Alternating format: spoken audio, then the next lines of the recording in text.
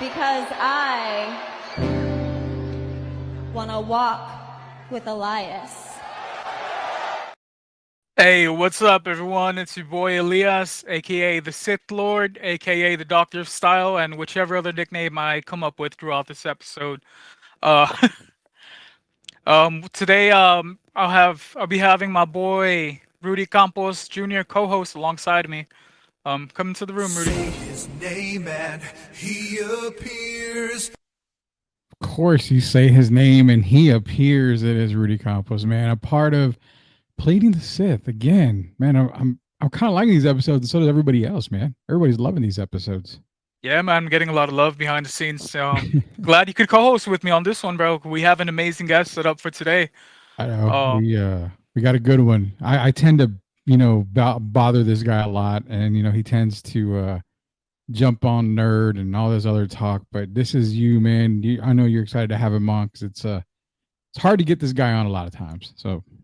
Yeah, man, he's really doing me a favor with this one. Everyone knows him for the Spurs talk. He's Kent Five's leading writer. He's El Jefe, El Mero Mero.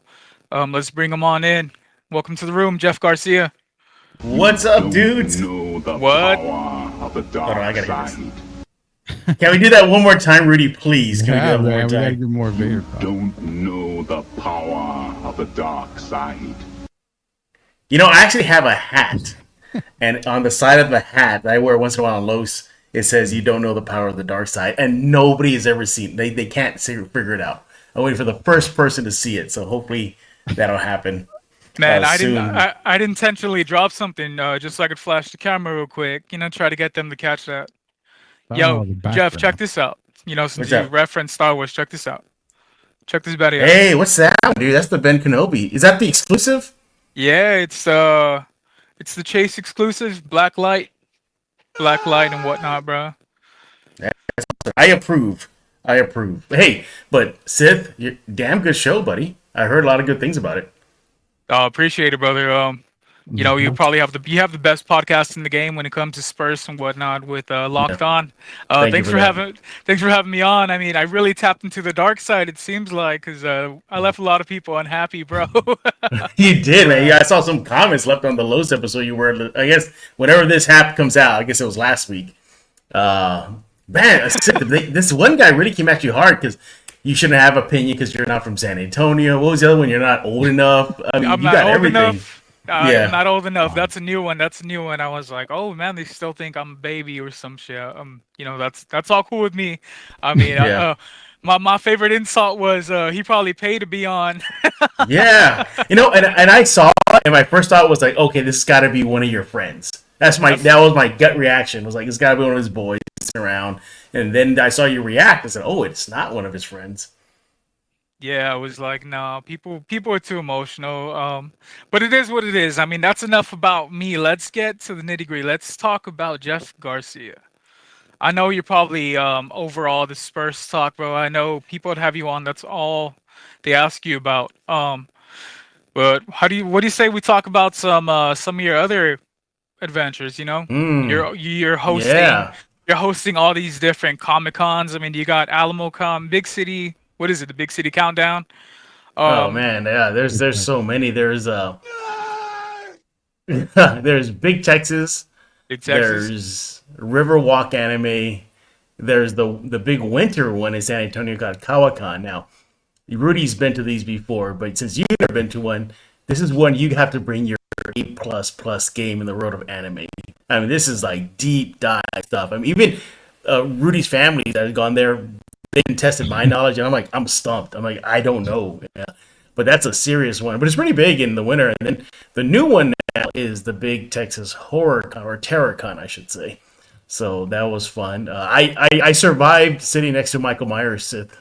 Man, how did that feel? How big is he in person?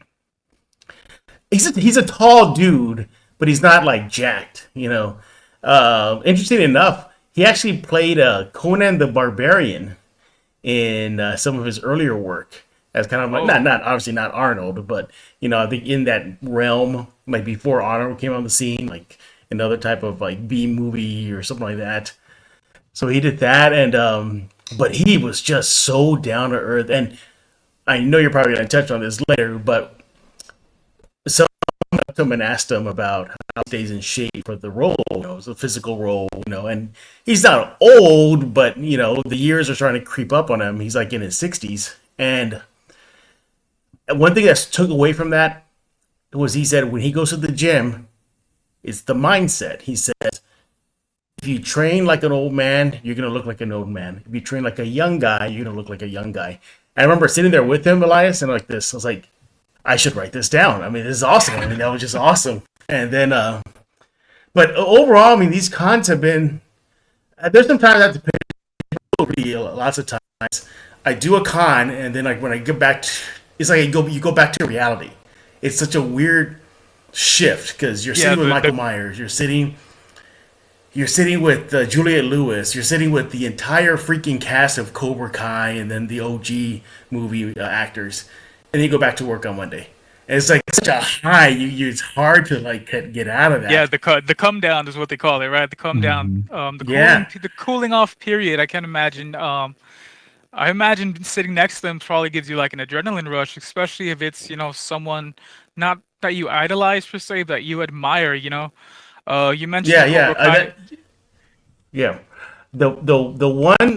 are.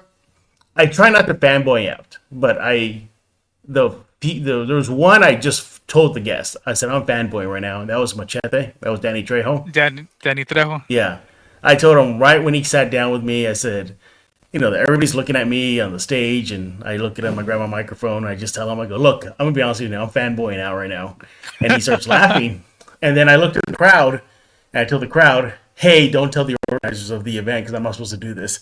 And then I look back at him, I go, I can't help it. So he's seeing me like kind of be like, oh my God, it's freaking you, man. It's Dusk Till Dawn. It's Predator, all that stuff. And the voice, he was a voice actor for King of the Hill. I think he played Enrique.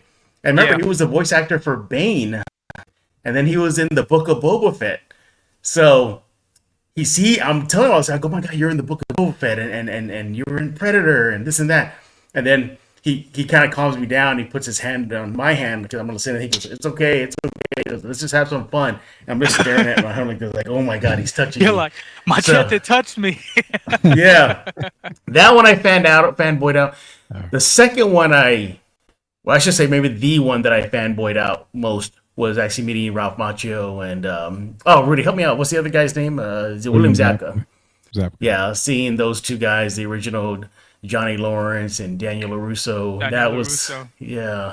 That one was weird because first of all, I grew up watching these guys, and then when they go and sit down, I wanted to sit with the OG cast. And they ended up taking the seats far at the end of the stage. And I'm sitting next to the younger generation. And next to me is Cholo Maridueña. So he's sitting right next to me. Right? Blue Beetle. So we're all sitting there. And I ran out of, there's no more seats. It was like I think, Rudy, did you go to that one? You went to that one, right? Yeah, I was. Yeah. So Rudy got to witness what happened after that. So everybody gets introduced Sith. Right? And I'm still standing on the stage, and I look around and go, oh, there's nowhere for me to sit. So then Cholo looks at the crowd, looks at me, and he starts slapping his lap, and he tells everybody, you can just sit right here, sit on top of my lap. And I'm like, no, it's okay. I go, I'm a fan, but I ain't going to go that far, Yeah, I'm not that big of a fan. Yeah. So eventually they just brought out another chair. I think that's what they did, or they just squeezed in somehow, and then I sat down. And then kind of some other fun things, I never revealed before is seeing Hellboy, Ron Perlman, taking a nap backstage, before he's all old. He took a nap right in front of everybody, snoring and everything. And then what was the other thing? During that panel with Ron Perlman, he was part of the Sons of Anarchy. Sons of Anarchy, thank you. Yeah. So I'm there talking with Jack and all the crew, they're all there with me, and then Ron Perlman sitting next to me. Well, as the host, I usually tend to do little giveaways at the end of the panel. It's from me to the fans for coming out. So I had it next to me, and it was like a Dragon Ball Z thing, right? And he picked it up, and during the whole the panel, he's just trying to impress me with his knowledge. He goes, hey, I know who that is. So he has his microphones down. He's like, I know who that is. And he picks it up. He goes, that's Goku, right? I go, yeah, it's Goku, Ron. Man, it's a good one. Didn't he fight this guy? And so, like, you He's see giving like a me the whole side conversation. backstory. Yeah, he's giving me the backstory, and while the freaking Sons of Anarchy panel was going on, and then I kind of snap back to it.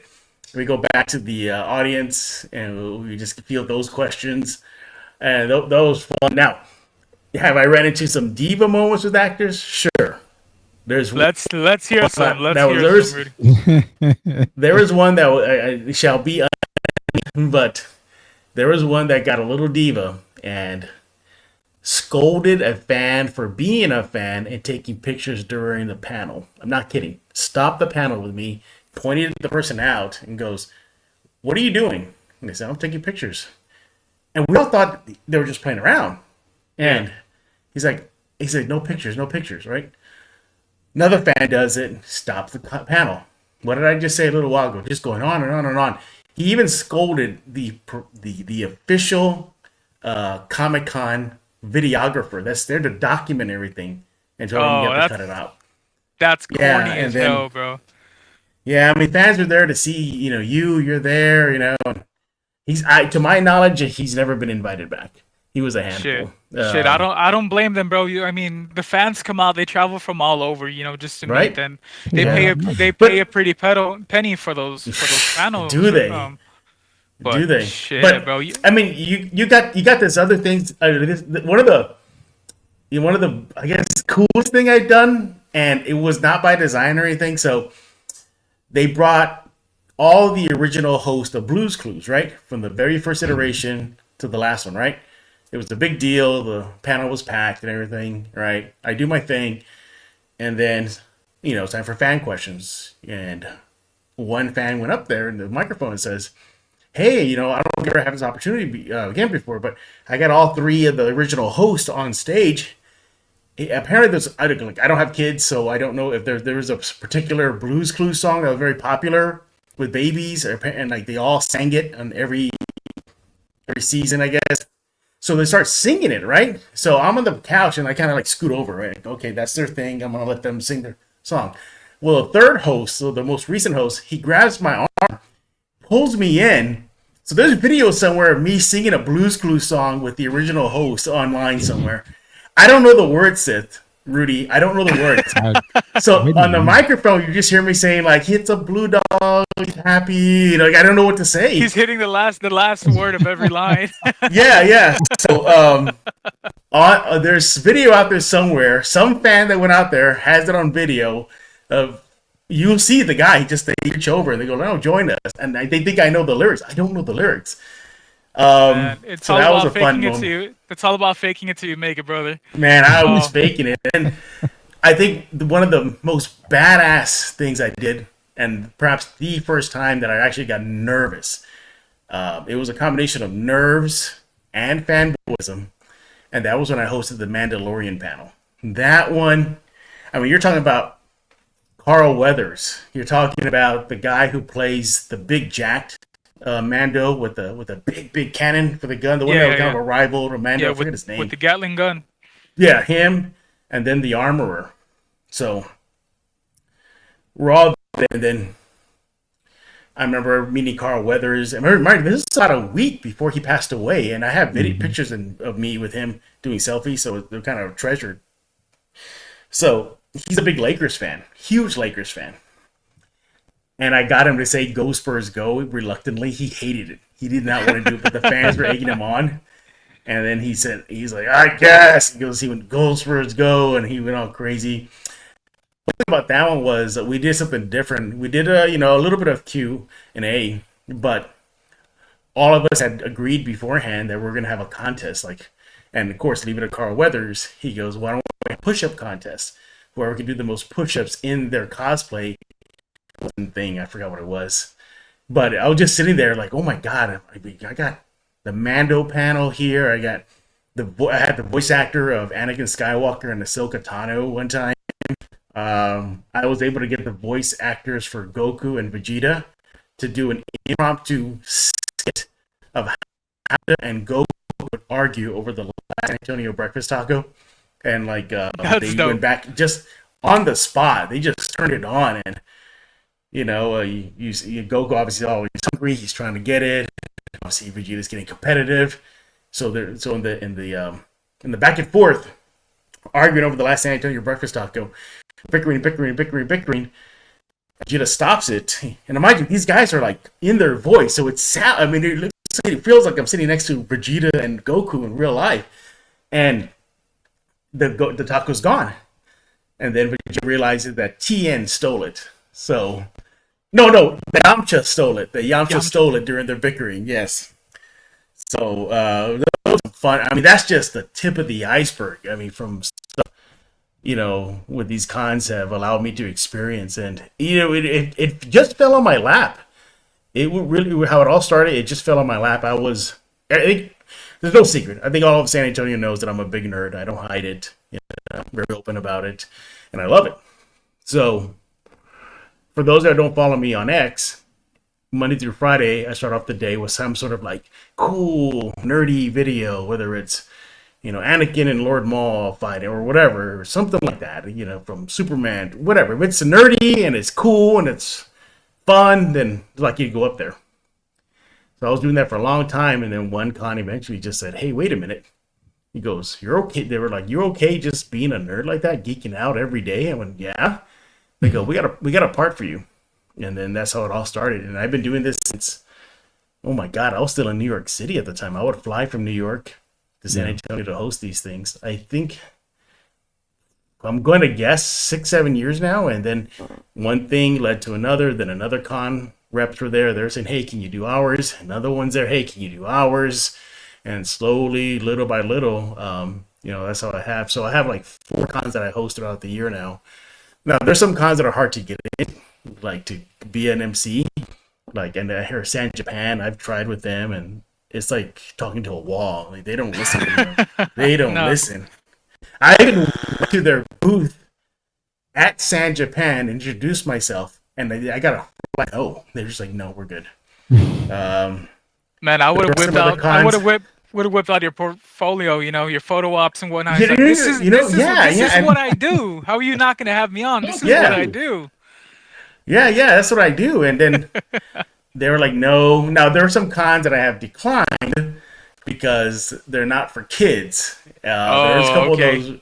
There's some risque cons that are very underground. Let's just say like people are like 95% naked throughout the entire con. I know a couple of Susios that are ready to host that. If you want to give them I bet. Yeah, one's on. Hey, Sith, one's on right now. His name is Rudy Campos. He'll do that one. Oh, that was back in the day, man. Hey, but Rudy, that's the rated R sports star down there. He ain't afraid of nothing, right, Rudy? No, definitely not. Especially talking about stuff now. Man, no, but I'm gonna give you a quick thing on Jeff's announcing Sith. No, not a lot of people know this. I think the first con that Jeff was supposed to be doing in San Antonio, I literally got a phone call from Jeff saying, "I need your help.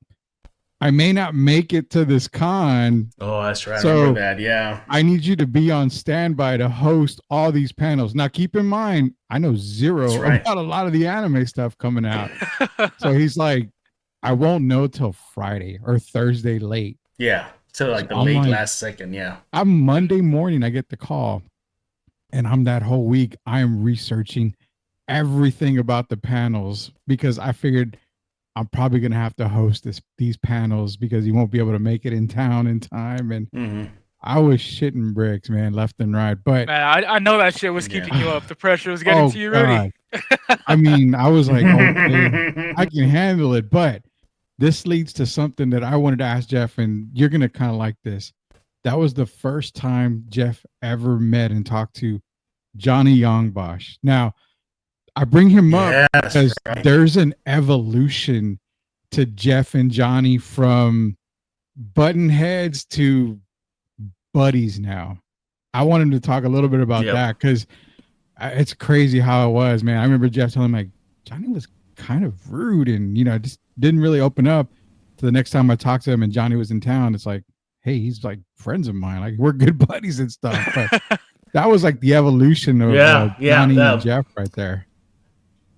Yeah, Johnny Young, one of the original Power Rangers, and it started off, one of my first times doing this. It's like kind of like he was kind of like with media a little bit, but not to that extent. But it was very light. Like he would kind of be like Pop to start, but then he'd be okay. Well, I'll answer the question. But I didn't know. I get that was just his humor. Whatever he is, but I took it like I'm talking about Pop. It felt like. So I'm making this up. So I'll be like, up next we have Ranger. Hey, that'd be so Johnny. The physicality of playing, a ranger, ready for that. Tell us about that process. Yeah,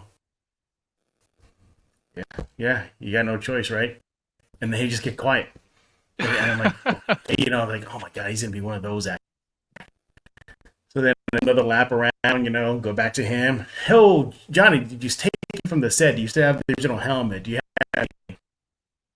Tell you if I stole something, and then he'd just be quiet.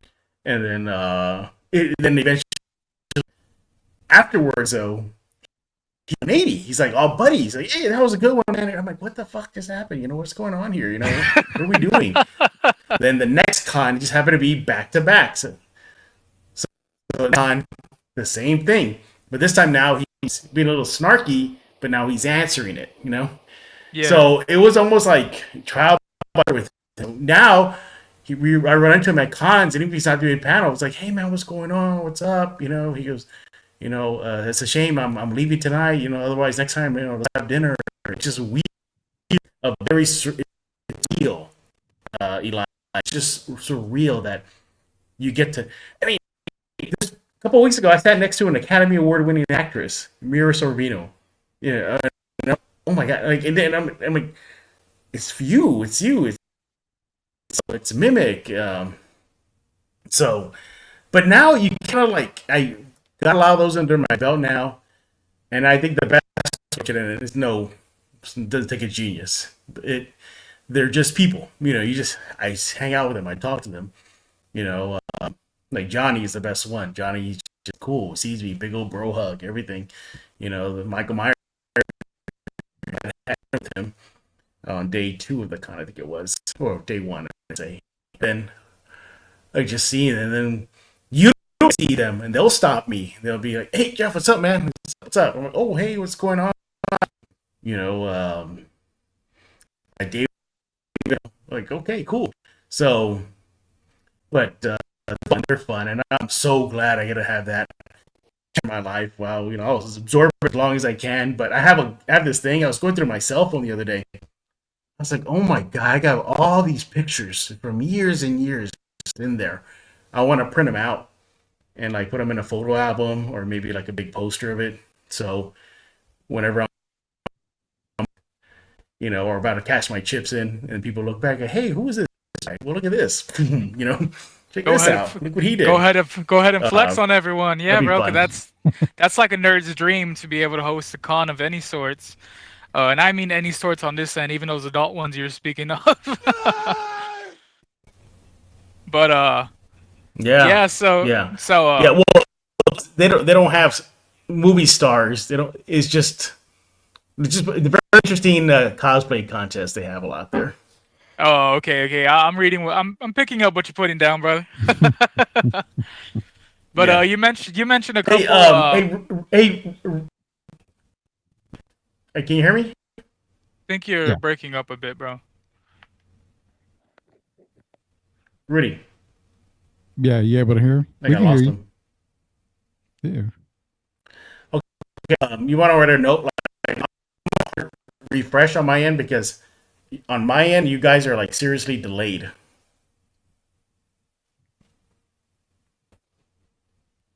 Okay.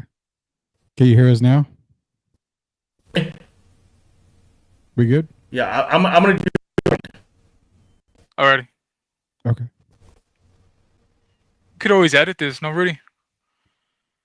There's a first for everything. I've never had to edit anything, but I got a whole weekend to figure it out. So. Hey, if not, fuck it, bro. This show is as raw as it gets. They're gonna see us power through this stuff. You're good. Okay.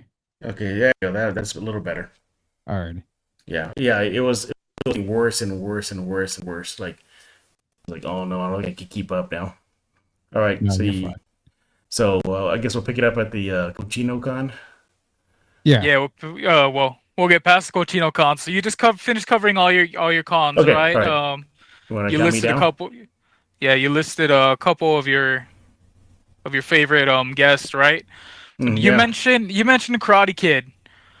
What I have a conspiracy theory for you. A What's movie up? conspiracy theory. What side are you on? Who was the actual villain in the Karate Kid? Ah, Was it Daniel LaRusso or was it Johnny Lawrence? hmm. I mean, let me get your take, and then we'll The read the actual room. villain, I think, man. This one's tough. I can see both sides, and I get both sides. From the different perspectives. Johnny Lawrence. Yeah, it makes sense. Here's a guy that's coming to your town and already warming up your chick. I get that.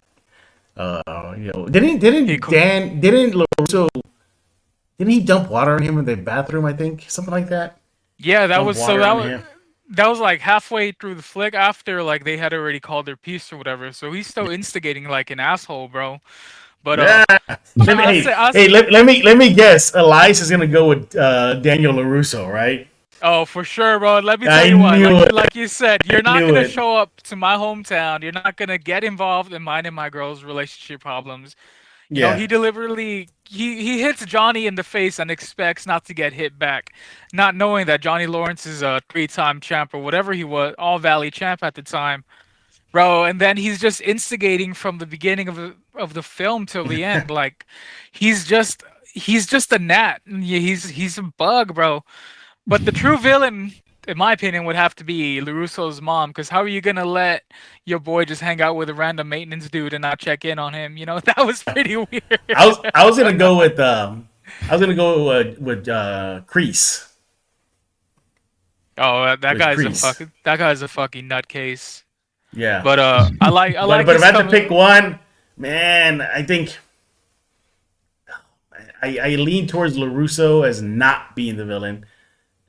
Because I think this all could have been resolved with just a conversation. Like let's just say like you were a single Sith and you had a lady and like I didn't know I'm the new guy and I just see a hot chick and I'm like, oh, okay, what's going on? You go, hey bro, I know you're new here, but that's my lady. Oh my bad. Sorry. I think they could have worked it out. If I'm not mistaken, Johnny tried that, bro, and he kind Did of he? he grabbed the radio and he just let go, and LaRusso fell over, and he took it as like the first hit and that's not what it is, bro. All Daniel had to do was get his ass up, say my bad, this isn't my battle, it is what it is. But he's just a cocky kid from Reseda, and he got his ass taken to him. And can we talk about the crane kick? How is that What about it? unblockable? All you had to do was take one Yeah. fucking step to the left or to the right. Yeah. You could have just reached out, caught that foot. Happens all the time in UFC. Granted that it's a movie, but that shit's not. Yeah. Hey, Rudy, how come Lawrence keeps on repeating over again? It was an illegal move. Illegal move. He says that a couple of times throughout the series. Well, at least the recent series, the Netflix series, when he recounts. I don't see why it's illegal. I thought it was. Hey, it's karate. Go for it. But well, see, I don't know. I'm not a karate. I can barely kick past my knee. So, is it because it's a straight kick to the nose? Well, I don't know, because they straight up cold cut each other in the face too. Yeah. Well, Yeah, I don't get why they never explain straight- why. I would like the explanation of why Lawrence says it's an illegal move. I mean, right? He said that a few times. It was an illegal Yeah, move. It was an illegal move. Yeah. throughout Cobra Kai, yeah, and Daniel just tells him to let it go multiple times. So Daniel's a But cheater, basically. He's the villain in the whole thing. I mean, Cobra Kai was a coming of age story for Johnny Lawrence. It was his redemption arc. I mean, 'cause, couldn't Ali be one of the villains or not? Hey, I'm gonna say maybe Allie's a villain, man. She could have dapped the fire out quick. She played both sides. I mean, while she was, seeing Daniel, she was probably still sleeping with Johnny. I mean, it's all her fault. We're gonna blame Ali. Hey, that leads the question, Rudy. Like in that situation, if you know your girl is the one that's instigating it, do you kind of give a pass to the guy? He's a stranger. He's not like a bro. He's not a family member. He's not like a friend. do you kind of say like, all right, no, I get it. You know, a hot chick is coming on to you. Yeah, I would do it too. So we're good, and I'm gonna take care of business with my lady first. Let's talk this out. Isn't that kind of situation? Like, if you don't know the guy, you have no connection to him. He's just a random guy. Can you be like, yeah, maybe the real villain is my girl? I mean, I would say so, possibly. I mean, for all we know, Daniel and Johnny are fighting, and I don't know, Dutch or Bobby are tapping Allie on the side. I mean, that's how we don't know what's going on, man. Bro, women in the 80s and 70s ruined everything, bro. And that's not even my generation. You know who's another one who caused so much fucking problems? Padme from Star Wars. Jeff, do you agree or disagree? She groomed a kid who grew up not knowing how to love correctly because all he knew was one person.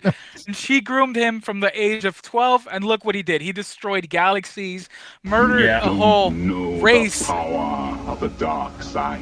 Or don't know the power of you know what, so you don't know the power of Padme. We'll just keep it at that. yeah. But Jeff, if you were in the Star Wars universe, would you be a Sith or would you be a Jedi? And Ooh, why? that's a good question. That's a good question because I do think there's some certain things that are wrong with the Jedi. You know, they're too, at least, well, how about this? In the Yoda era, when he was in charge, I think he just went too by the book. Too by the book. You know, no relationships. You can't love. What was it? Material things or nothing. No material things. Yeah. No fear. No fear. No like fear. Nothing. You know, just kind of like numb. I guess numb to everything. You know, imagine having an instructor tell you, "Hey, yeah, sorry, your mom's gonna die, but you gotta let it go." Yeah, but don't react to it. That's what I tell everyone. But don't react to it. Anakin had every right to crash out, bro. He saw his mom die in front of him. He just wanted to prevent his girl from doing the same. And here we are. Here's everyone telling him that, you know, let it go. People are meant to die. And if I'm not mistaken, Yoda tells him, you need to learn to let it go. Yeah, if let it go. If that person dies, it dies. Man, if there's a way to save someone, then by all means, figure it the fuck out if they mean a lot to you. Because I was asked this question like years ago. They said, okay, what if you're Luke and you get the vision of all your boys and your sister, you know, and your crew is about to get smoked, you know? Yeah, he probably would do the same thing. Like, yeah, I got to cut this training session short. I got to go help him. You know, my sister's in trouble. You know, my boy's in trouble. Chewie's in trouble. You know, yeah, I got to go. So I get it, you know. But then I look at the Sith and I'm like, all right, just calm it down a bit, guys. Just chill, you know. just relax here, you know. Like, you don't have to wild out so quickly. You don't have to, you know. I guess go back to guys strike first, strike hard. You know, you just chill. If I would pick the Old Republic Jedi's. I would be one of those because if you go back, they're still. I mean, really, I think they're still body armored and they're ready. They're ready to rock. You know, if need. Yeah, they were more of a military men back then. Yeah. Opposed to these whack ass philosophers and teachers and whatnot. The Old Republic, they were just kind of, you know, you want to play a game, fuck around, find out. I'm gonna whip out this lightsaber and whatever happens. Yeah, they knew how to, you know, and you know, and I think I would lean towards the Old Republic. There, one day we're gonna get a Knights of the Republic movie. One day. We got close though with Acolyte. We got. What did we see? We saw like the tail. We got one good episode. Yeah. About the tail end of their reign, right? That's where we're catching it, like right at the end of their reign. Yeah. So end of their reign. Rudy, you were just asked, why were the Jedi Acolyte, like their sabers were like all fat? Did you notice that? They're like PVC pipes, just huge. They weren't like sleeked down and everything. They were just very basic looking. It was just like a tube, and that was it. Yeah, I don't know. I mean, I guess like during the Acolyte, like I said, it was more military based, so they were more in uniform. If you saw even their outfits, their Jedi robes and all that were all similar, opposed to nowadays you had Obi-Wan Kenobi and rocking the opposite of whatever, Kit Fisto, I was gonna say Samuel L. Jackson. Mace Windu. Calling him. I'm calling him by his actual name. Imagine Mace in the Old Republic Jedi crew. Man, whew. Man, Mace and the Old Republic Mace, crew, we'd yeah. probably get a little Samuel L. Jackson action there. He's like, bow down to the Yeah. Jedi, motherfucker.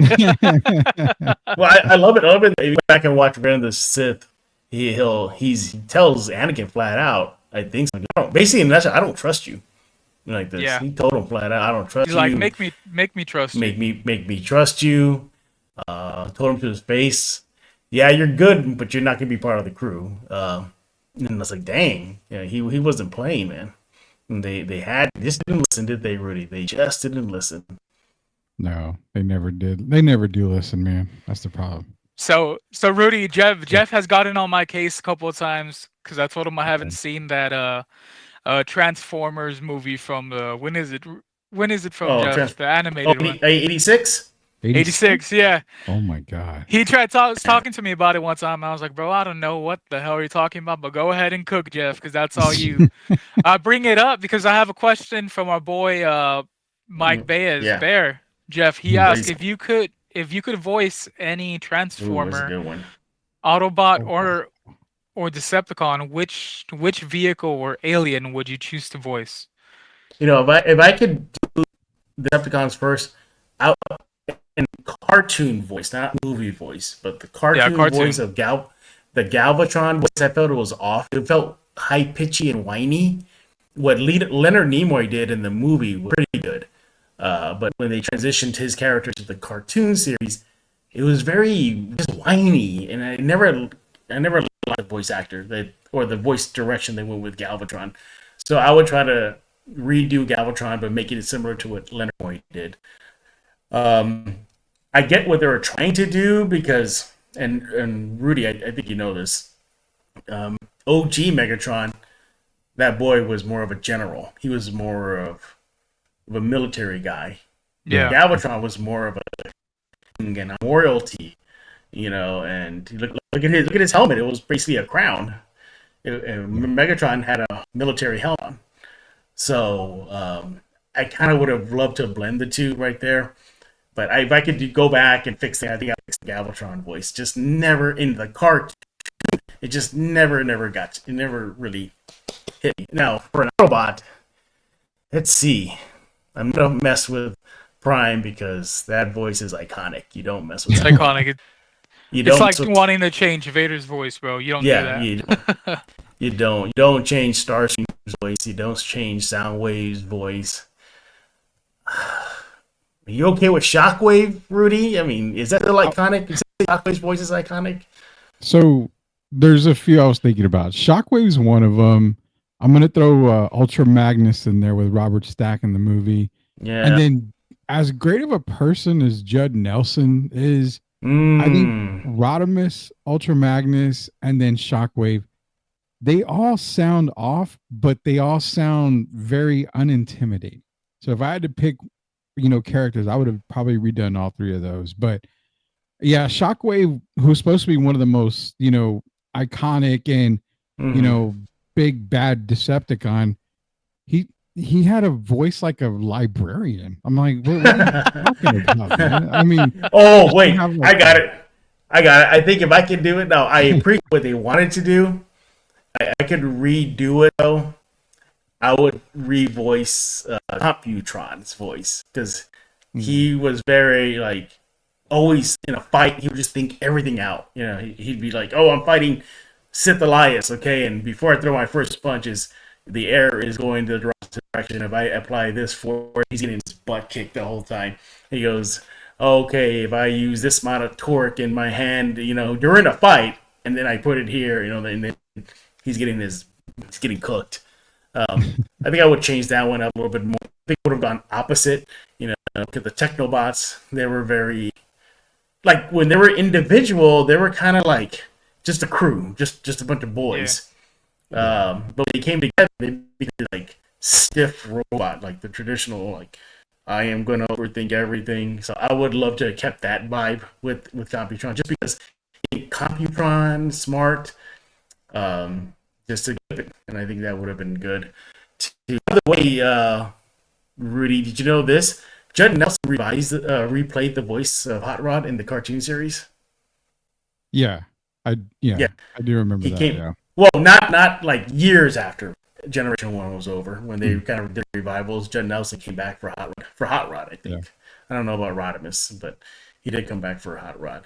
But and then again, you look back at you look at Transformers 1, and I get this questions a lot like, oh, you think Transformer 1 is good? I think it's great. It's real good, but it's just 86. There was something special about 86. 86, we were taught death. We were taught war. We were taught, cartoons don't end with everybody happy at every episode. This was more like hey, welcome to check the this real out. world type shit. Yeah. That just really woke us up as kids. Like, man, did we just see Ratchet die? Did we just see? Spoiler! I haven't seen it yet, Jeff. Come on, bro. No, I'm just yeah. kidding. Go ahead. Cook. X, Y, and Z character getting smoked that you grew up with, and you're like, what the? And there was a big one, and by the way, Rudy, I think you agree. Megatron won the fight, right? Won the fight. Oh, I heard Optimus Prime takes the L, right? Yeah, people still today think that he did not take the L because he got that hit in. No. I think Megatron overall won the fight. Yeah, I mean the Autobots basically pulled a Tom Brady and cheated a little bit there. So I mean, well, here's the thing. Mm-hmm. Since you like MMA, and I think you're a fan of MMA too. Somewhat. If you watch the fight, who lands the most significant strikes, Rudy? That'd be Megatron. He landed the most significant strikes. Not to say that Prime didn't get his smokes in, but the deader blows, the bigger hits, Megatron delivered, and Megatron didn't hold back. Prime is like, okay, I'm gonna give you a chance. No, Megatron just win and just take care of business. But man, again, I can't wait till you see the fight. You can make a decision. Who won? Who really won? I'll be hitting you up with my opinion, though. I'll check out the fight itself. You can just go on YouTube. You just watch I was gonna say just watch the fight and you're good, and then you'll be able to figure it out from there. Yeah, so Jeff, let's hit a speed run, bro. I have a couple of nerd. Okay. This or that, similar to your new segment on buy or Lowe's. sell. Yeah, Similar to buy or sell. All right, so we're gonna give you two options, and that's it. Just gonna give us a quick explanation on why. All right. So, Back to the Future or The Karate Kid. What's the better trilogy? What's the better trilogy? Man, I'm gonna go Karate Kid. And Karate why? Kid? Why? Yeah, Karate, and why? Because it seems it lasted longer. The longevity of it lasted than. All right, Rocky 3 or Rocky 4? Clubber Lang or Drago? Rocky 3, go back and watch that. That's a lot of heavy stuff. You got the death of your mentor. You got him falling. You got Mr. T. You got Mr. T. I mean, enough said. but Rudy, if I remember correctly, 3 with Clubber, that was they're trying to make Rocky more like he's full of himself. Was that what it was, or he got soft? No, he was fooling him. He got too comfortable. Way too comfortable. They were cherry picking his fights after the Apollo. Once he got the title, they were just trying to keep his belt on him, basically. Which to me, it's more realistic than a fucking Soviet creating a superhuman coming and killing Apollo. You know. Yeah. I don't think Apollo should have saved it. By the way, did you know that in all boxing movies, the Drago Rocky fight is considered the best boxing movie ever made? Really? At least by fan votes. Wow. And to me, I think it's the most overhyped movie in the whole franchise. Rocky 3 is always going to be it for me. Yeah, I'm going with Clubber. Rocky 3. Just it had more emotional weight to it, and I don't think my regret is I think the fight should have lasted a little longer. A little longer. Hey, here's one for you. Here's one for you. Just I know you got to go back to your list here, but I got one for you. Just go around the rock here. Prime Clubber versus Adonis Creed. Who wins? Is Adonis in his prime? You gotta break it down to Yeah. me. Which Adonis are we getting? Are we getting Adonis from Creed 2 or 3 or 3? We're getting 3. That's the most recent. And you got Clubber in his prime. shit? That's a hard one, bro. That's a tough one, right? Yeah. I don't. Do you think Adonis could you think Adonis could survive a haymaker from Clubber? No. That's the thing. I don't think he can. No, but his cardio work in part 3 was just out of this world. Adonis's, I mean. Yeah, but if Lang drops one, that might be lights out. Or he did a couple, and then I don't know if Adonis can recover. I mean, wasn't his ribs like all glass pretty much? I mean, because I forgot who hit him with the rib shot. Baby Drago went ahead and took him out, hit him with... busted his kidneys up and whatnot. And he had the nerve to blame Rocky, like Rocky was the one in there not playing I know, defense, right? You know? That's what we hear a lot of nowadays. Coaches being blamed for the shit that their players or boxers don't do, you know? Yeah, I'm going with the cardio factor. That's what I was going to give him a slight edge. Because that's the only reason. That's the only reason why Clubber lost, bro. He doesn't have that cardio. I'll say this.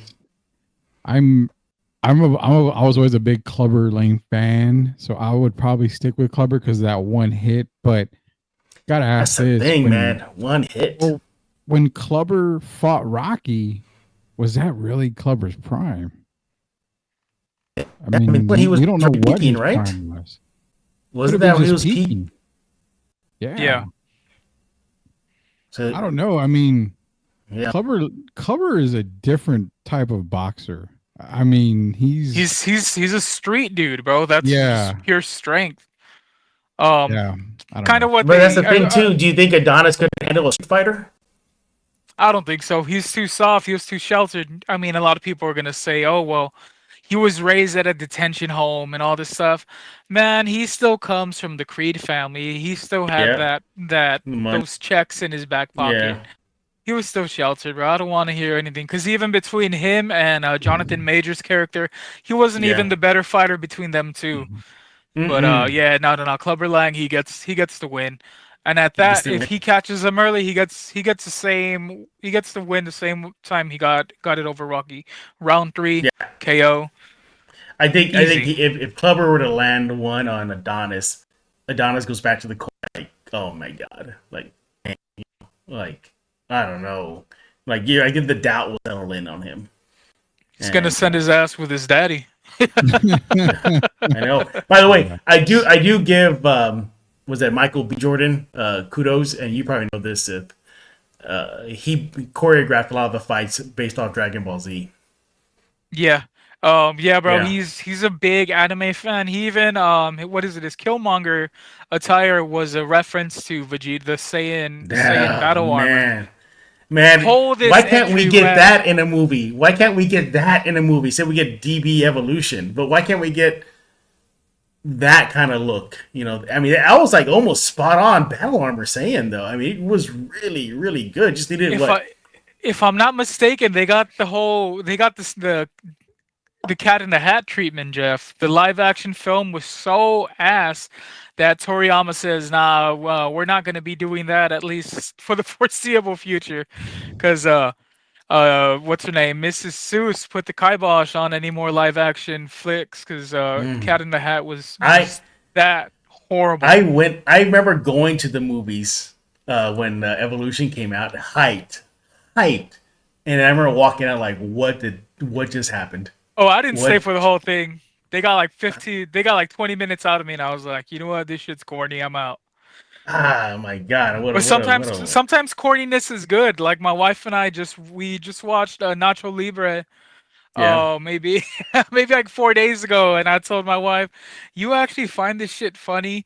She's like, well, yeah, it's so bad, it's good. And I was like, all right. And she was naming like, she's like, we should watch Napoleon Dynamite next. See what you think about it. I've never Yeah. watched it, but Hey, I don't know, bro. speaking of Jonathan Majors, what was the name of the character in the Don Creed movie? I forgot the name of it. His name, but anyway, my point is, highly recommend this movie. Highly recommend one of his movies recently, Magazine Dreams. You gotta see that movie. You have to Yeah. see that movie. That first of all, it is intense, and his acting is off the charts as that character. Magazine Dreams. I highly recommend everybody watching this fine show right now. Watch it. You're gonna be in the edge of your seat. You're gonna feel like afterwards. You're gonna be like, "What just happened?" Like it's like, the director just doesn't let you breathe. It's like one thing after another, after another, after another, and then it just majors, man. The way he portrays and plays that role, the main character. Oh my god, it's like chef's kiss, man. It's a great movie. It's a shame it's not gonna get attention because of what he did. But if he didn't do what he did, I think he probably would have swept up a bunch of awards for his portrayal of the main character. It's a phenomenal movie. No, I believe you. He's a great actor, and it's a shame of what happened or what he was framed for. Yeah. You know, I'm not siding either or. You know, though I don't want the show to get Mm-hmm. canceled. But what happened really shook up the whole MCU universe as well. We would have had Kang Dynasty. It was supposed to come out, if I'm not mistaken, May 4th, May 5th of this year. Mm-hmm. Now we have to wait on this Infinity Saga or whatever the hell it is bullshit. Yeah. The Doctor Doom stuff, bro, with Robert Downey Yeah. Jr. getting chosen when there was the likes of Cillian Murphy available to play. I hope they I don't know. I hope they're playing a trick on us, and it's not actually Robert Downey Jr. playing him because he had the perfect Yeah. send off with Iron Man. It just feels like a cheap way out. Yeah, Like, it's a money grab too, Yeah. Jeff. like why are you Well, gonna recycle that? And then Chris Evans is gonna come back, and Robert Downey's coming back, and like you don't have to. We can survive without him. You know, they didn't learn about from the Star Wars sequels, bro, which you Well- refuse to watch. Hey, but real quick before we get to that though, Rudy though, Yeah. why would they bring back Robert Downey? It doesn't. It's like it feels like a cop out. Well, they've lost so much money lately that they figured they've got to bring these guys back somehow. The big office draws when it's all said and done. I mean, everything good with the Avengers was good in the beginning.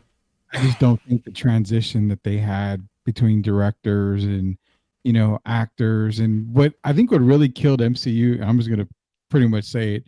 It's all those TV series on Disney. I think that killed a lot. Corny shit, bro. Corny Yeah, shit. a lot of it was just.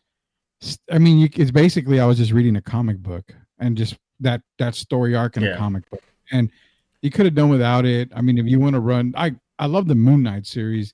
I mean, for them just to say, "Well, we're done with it," I'm like, "Come on, man!" I mean, that was a good series. I would rather have that. The What If series was cool, but it's just a lot of season 1 was okay. Season 2 sucked. Yeah, and that's what I'm saying. They're trying to put so much out of it and put so much into everybody's mind that it's like you're watering down everything that you're planning to do. But the Robert Downey Jr. thing, I don't know. I personally think they should have never canceled the Kang Dynasty. They could have just gone a different way. Yeah. and Just recast it.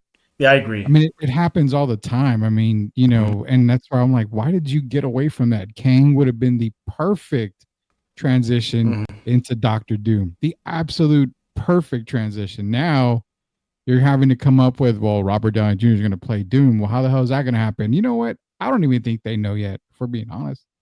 Yeah, there are a lot more misses as far as the TV side of things. Like I never saw. What was that?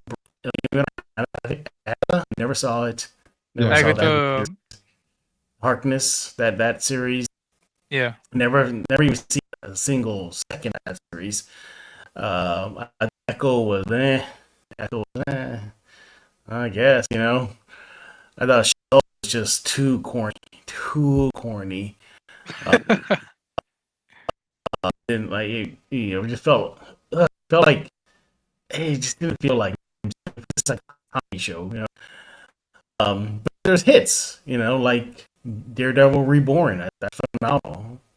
I thought The Punisher, at least season 1, was great. What else? So then there's those ones that don't get attention that I think need more attention, and Girl and Devil Dinosaur. Now it's geared towards kids. Yeah, it's geared towards a little kid. If you watch those, and I've seen every single episode, that is actually pretty good. It kind of keeps with the MCU vibe going, and they have a major villain in that one. Rudy, help me out here. What's the one that controls the cops? Hang on, I'm looking up real fast. And they gave that series a major villain. Hang on, let me figure. Moon Girl, Devil Dinosaur. I'll get it for you.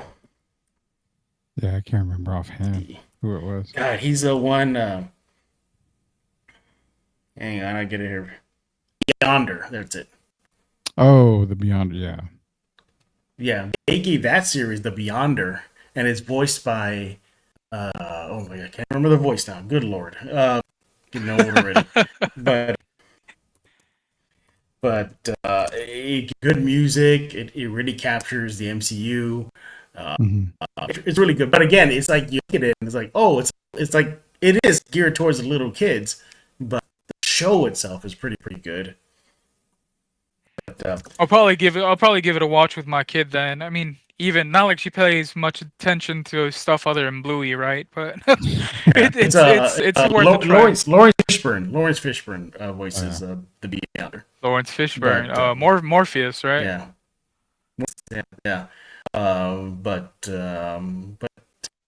I hope it gets back on track because I miss the hype. We remember how we'd all be hyped up, you know, when the trailer came out, and you know, you get your tickets, and you know, this showing is so. I'd even go as far as to like log off social media just for that week, the week of the premiere. I'm like, y'all can't ruin this for me. Now it's kind of like you know, they give away the big plot point or whatever in the movie. I'm kind of like, you know, I probably wasn't going to see this shit anyway. You know what other Marvel movie I haven't seen? Captain America with the Red Hulk one. I haven't seen that one. Oh, I heard it was a corn fest, bro. I saw the Red Hulk and Falcon fight, and they said it wasn't worth it. You get maybe a 4 or 5 minute bout, and that's pretty much it. The climax was pretty. You're fighting the Red Hulk, and you get buried in him. Yeah, it didn't make sense. They didn't capture what the Red Hulk really was supposed to be. The character itself is way more iconic than whatever the hell they try to do with Harrison Ford. And let's not talk about the setback in the CGI. Man, I feel like I haven't seen it. Bro, it's just as bad as the Flash. You know what I'm talking about? That Nick Cage cameo. Horrible. Flash was horrible CGI. I mean, just terrible. And Rudy, they went ahead and wrecked Flashpoint comic book. They just messed it up. It was basically the Flashpoint series. Yeah. And they just destroyed it. And the Flashpoint, I know what? Watch the cartoon movie. That is just incredible. Yeah. Incredible. That's the way it should have been. Not what we got. It's the same thing that they did with the Joker, Jeff. We were supposed to get the Killing Joke, the actual backstory but we got Arthur Fleck and whatever the hell they tried doing in part 2, bro. I think DC is worse off than the MCS, if I'm being honest. Yeah, I remember. Possibly. I got tickets to the San Antonio. I got tickets to the San Antonio premiere of the Joker Part 2, and I'm real excited. We're going. We're gonna go. You know, you're gonna have fun. And remember, just afterwards, everybody was quiet. Like, and they had people like from the studio outside of the theater after it was over, polling people. What do you think? And I just remember hearing people like, it was not what we expected. They could have gone this way. They had a little tablet, and you would like do like a 1 through 5 ranking. I remember like a survey. A quick survey. 1. I did 1. I said it was horrible. It was horrible. Man, Tim Dillon, who was in that flick playing playing a security guard, said this is the worst fucking movie I've ever acted in. And I've only been in 3 flicks, so that's telling you a lot, bro. That's rowdy. Well, we don't want to keep it too long, Jeff. So let's just finish this list real quick. Yeah, So go ahead. since we're on that boat, what do you prefer, Marvel or DC? Ooh, When it comes Marvel. to characters, when it comes to Marvel. what? Marvel. Why? I think they're a little bit more complex. A little bit more complex. A little bit more complex. DC, although now they're trending towards a little bit more complexity as well. But initially, if you go back to the OG run, and you had Iron Man dealing with alcoholism, and you had other characters going through it. I mean, who was the other one? It was Peter Parker, and then his teenage years growing up, getting rejected by women. The deaths in the family and whatnot. Death in the family, or everything. Now, not to say that DC has good characters. Of course, they got a couple of the great ones. They got the trilogy: Wonder Woman, Batman, and Superman. You growing up, you read the comics, you're like, man, they felt like you're more real life in the MCU than you were in DC. And in DC, you were dealing with Superman versus an interdimensional creature named Mxyzptlk. When in Marvel, you had the relatability just wasn't there. Wasn't there, but they're still good. But I'm probably going to be like that meme where that character has his arm like this right now, and all the swords are pointing at him because they have a hot take and nobody agrees them. But I think Zack Snyder gets the end of the raw end of the deal. I think he's put together some pretty good DC movies. Man, that Snyder cut to this day, I don't get why people bash Man of Steel. I don't get it. It's a great Superman movie. It's phenomenal. You know how it is, Jeff. Everything gets judged just because it's cool, bro. A lot of people probably have it recorded in their DVR or in their DVD case I've told Rudy this. That has the best ending of any Superman movie. Yes, even above Christopher Reeve looking at the camera as he flies away. That has the perfect ending to a Superman movie. Go rewatch just that last few minutes where he's on the bike going to work and how it ends. You cannot. That's perfection the way it ended. Yeah, I'm probably gonna need to do a rewatch, bro. I'm trying to. Rudy too. Rudy's with me. He's like, shit. I don't remember what happens. Go back and watch how it ends. And just the dialogue, what they say. It feels like you're gonna be like, oh, I can't wait till next week where I pick up my comic book. That's what it makes you feel like. I think is the perfect ending to a Superman movie. You cannot get better than that. And everything that dialogue implies, and it implies a lot what's about to happen to his life. So I have one last question to ask you, and you know my take on this. If Heath Ledger hadn't passed, oh, I know it is. Would his Joker be as iconic as people make it out to seem? Because honestly, I think it could be better. I think it's overhyped. Rudy, you got like a boo button on there or something? I've got a lot. I've got the. No, I can disagree with you 100%. I think Ledger, what he did with the Joker was just like eye-opening. He had Jack Nicholson, who yes, stayed true to the jokey side of it, but he was more. Would you say like a mob boss? Is that what I got from him? So Jack Nicholson was early comic book accurate Joker, like what we would get from Cesar Romero back in the Adam West days. But what Heath Ledger did to the Joker was he brought out what everybody wanted to see, how the Joker was portrayed in everybody's mind. Don't care, anarchy, still with the joke here and there by the pencil trick and all this other stuff. But what Heath Ledger did was say, okay, I'm gonna make the Joker what everybody else expects him to be, and I'm gonna be real. Yeah.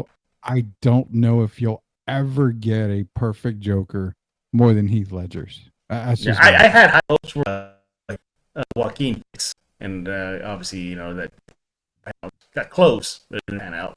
But as far as Ledger is concerned, Yeah, for me, it's him. It's Mark Hamill. I think those are the two that are top of the list, and and Mark Hamill too. I mean, if you watch interviews about him and what he wanted to do with Joker, he wanted to bring out that demonic side, that gritty evil side, as much as you can push it for a kids cartoon, even though it wasn't. Go back and watch the Batman '90s run. I don't think there was some kids theme in those. So him and Hamill, man, they're just iconic. I mean, go look at Hamill's portrayal of the Joker in The Batman Beyond Mask of the movie. Phantasm. Oh, the Mask of the But Phantasm. that one too, but Mask of the Phantasm, he did a damn good job. And the way his last scenes with so and so, I'm gonna give it away. I mean, people should know already what happens, right, Rudy? Yeah. You should know by now what happens in Mask of the Phantasm. Yeah. Jeff, the chills But- I got, bro, when they have the picture of Jack and he gets the crayon and draws a smile and you hear that iconic laugh. Bro, probably one of the best scenes of all time in any comic movie, bro. Yeah, and I think really help me out here. Didn't Mark Hamill say he's done with Joker because the other guy, voice actor, passed away? Kevin Yeah. Conroy. Yeah, Tommy passed, so did he Mark- say that? Did Mark Yeah, I say believe that? I believe he's done with it. He's not going to do any more Joker. Hey, by the way, just we're talking about Mark Hamill. So, and real quick, he voiced the Chucky doll in the most recent revival movie. Yeah, Yeah, he was the good guy, doll. Thank you. So when I did a Child's Play panel recently at the HorrorCon, and I brought up about Mark Hamill doing the voice and doing the revival to the original actors of Andy and Kyle. So Andy obviously throughout the entire series, and Kyle was I think the babysitter in Child's Play 2. Yeah. And they didn't ask. They just looked at me like, "How dare you ask that?" And I just remember like, okay, moving on.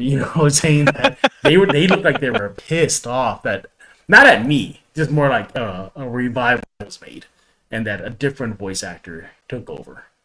And I think at the time the original voice actor was still around, so I think he died. So No, Brad Dourif is still alive and kicking.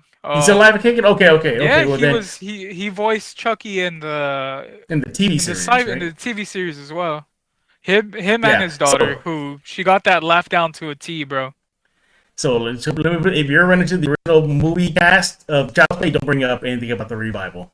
Don't bring up Mark anything- Hamill, please. Don't bring up Mark Hamill. Don't bring up what the reboot. Nothing. They're not too happy with it. But For some circling reason, back to- don't even mention Luke Skywalker. Or they're gonna come for your ass.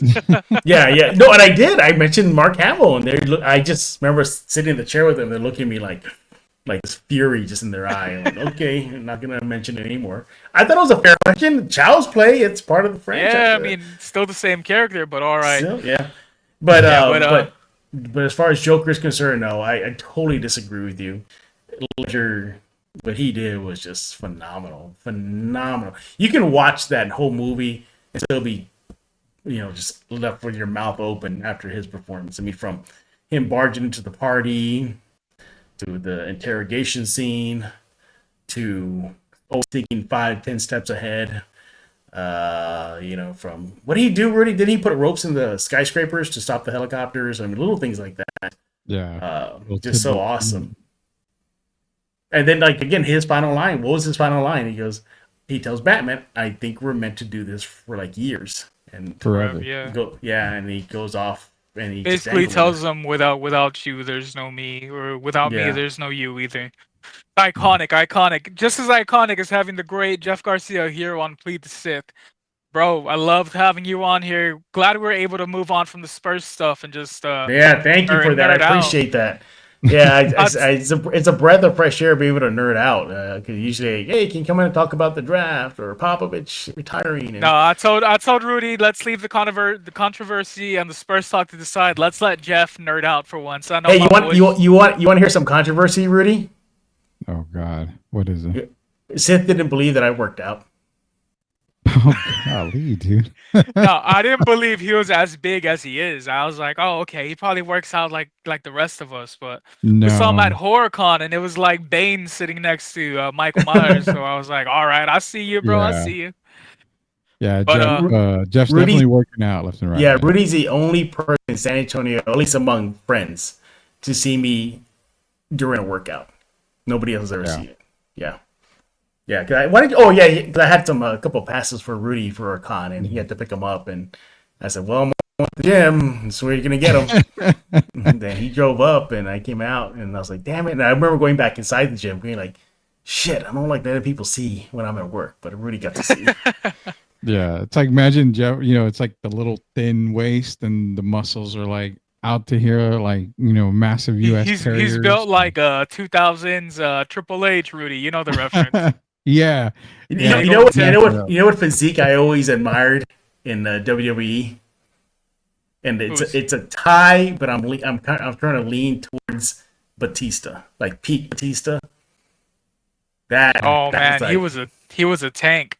Yeah, that is something I owe. And then the close second, well, maybe it's like 1B, is the Ultimate Warrior. Is better than peak Batista? Like, who was more in shape, do you think? Ultimate Warrior? It had to be Ultimate Warrior, but it was more Yeah. because of their height, I would say. Yeah. His muscles just suited his body more than what Batista did. Batista looked like he was. I don't understand. What do you mean by because of the height? Like, I don't get that. Well, his muscles, I guess they just fit his body better. I don't know how to explain it really. Batista looked kind of. How could you say it, Rudy? He didn't look. No, You could tell Batista he was was on- jacked. He was jacked as you know what. But you could tell Batista he was on. more like chiseled. Like Yeah, he Warrior was more just chiseled. muscle, like pound for pound muscle. He had the guns, he had everything. Batista had that chiseled look, like it was just muscle on muscle, but never that swole look is what I remember Batista in his prime.